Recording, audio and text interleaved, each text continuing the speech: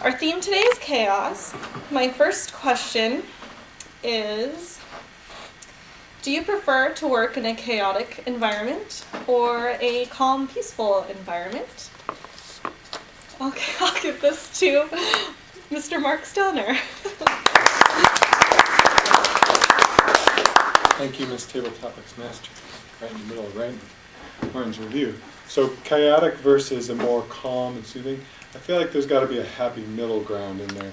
Because if it's too calm and it's almost kind of boring, and I mean, I guess it's nice not to have people run around with their head on fire, right? But I don't know, something about if everyone's just feeling, yes, it's great, you know, everything will be fine. It's like, no. There needs to be a little bit of urgency. On the flip side, if it's a little too chaotic and there's too much mayhem, it's kind of unsettling and it can be super stressful. Like the current program I'm working on, there's a lot of activity going on, and it's probably a little too chaotic and a little too disorganized. So to me, there's got to be, there's a middle ground, there's a gray area, right, where it's nice to have the calm moments and everyone has to keep their cool, but there still needs to be a sense of urgency and a sense of, a little bit of stress can be a good thing. So a little bit of chaotic and running around sort of thing, it means stuff's happening, stuff's getting done. So I'd say somewhere in the middle. Thank you, Mark.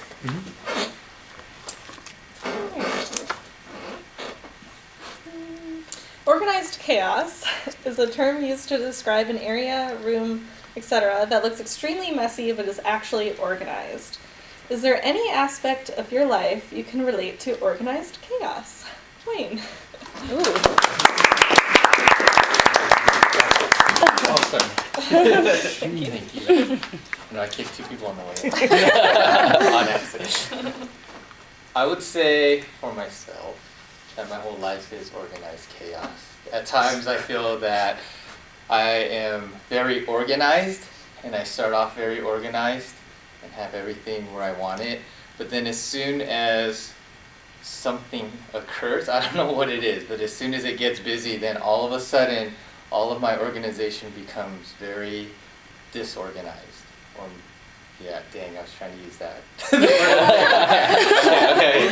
But it becomes very disorganized, and then it becomes my organized chaos. And I think it happens a lot on my desk at work, where I have these nice stacks of piles of paper, and as the week goes on, these stacks become a cluttered mess, but then I know where everything is at every moment and when I need it. And it goes the same for my room that I sleep in and I live in, I guess. But it looks messy, but it's organized to me. So yeah, I guess long answer short would be my whole life is an organized, chaotic mess.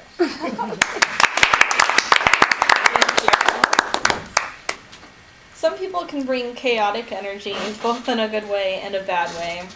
Is there any person in your life you would consider to be a chaotic force? Mary Jane. Oh my God. Forgive me in advance, Martin. It comes from a place of love. But Martin and I are so similar. I would say myself, but I can't. I have to identify someone.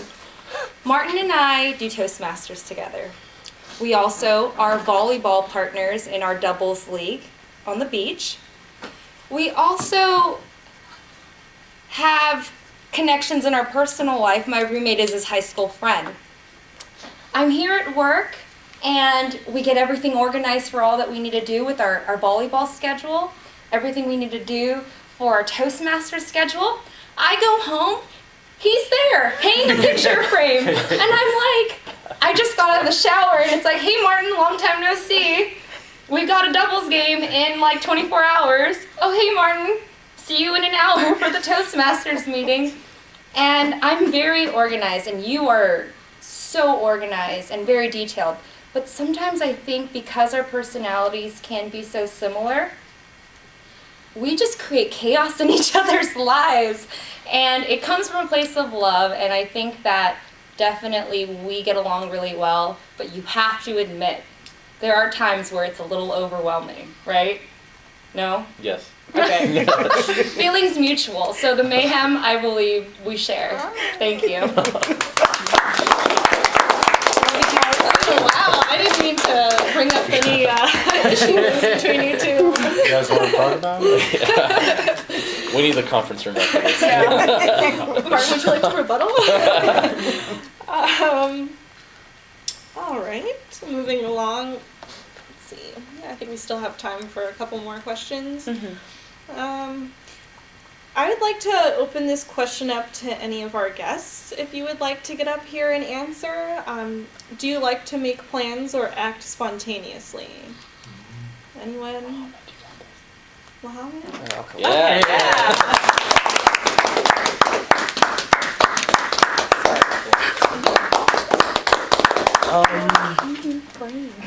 I would say that I would like to make plans in advance. I like to have a sense of timing and events that's going on instead of just spontaneously committing to any plans. It's really fun to plan it by timing and what's going on and who's involved and when it's going to happen and where it's going to happen versus not knowing anything and kind of playing it by ear.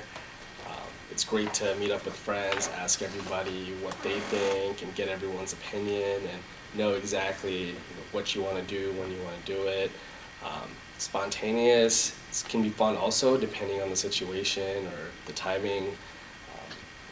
It's also really fun to really plan things with your roommates and with your coworkers too, so that way you can have a fun event planned together. So.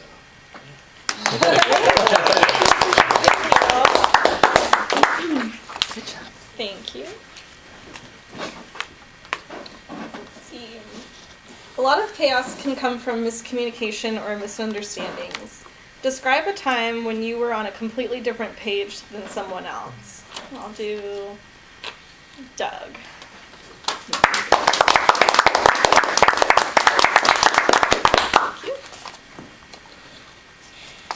Anybody that's had a long-term significant other knows what it's like to be on two different pages in two different books at the same time. And each of you know, without a doubt, it's like mayhem in progress because you've got all these plans. No, we talked about it. I remember it well. It was spring. No, it wasn't. I remember it well. We remember things differently. And when you live close with someone, quite often that leads to you assume the other person understands what you think you meant to say. Whereas what actually is what you said was what you said, and what they heard was what they interpreted.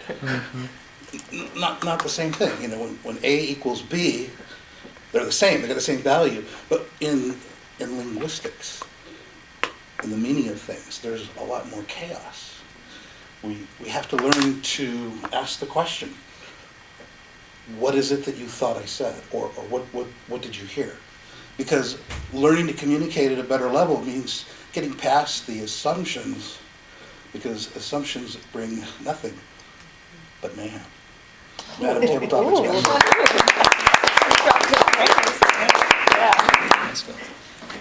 right. On that note, that concludes our table topics for today. And we're going to move on to our last portion of the meeting, which is our general evaluation. And I'd like to welcome Mary Jane. Thank you, Sarah. All right, we are at the third part of the meeting. Like I said, my favorite part, the evaluation portion. And as the general evaluator, I will be leading us through this portion.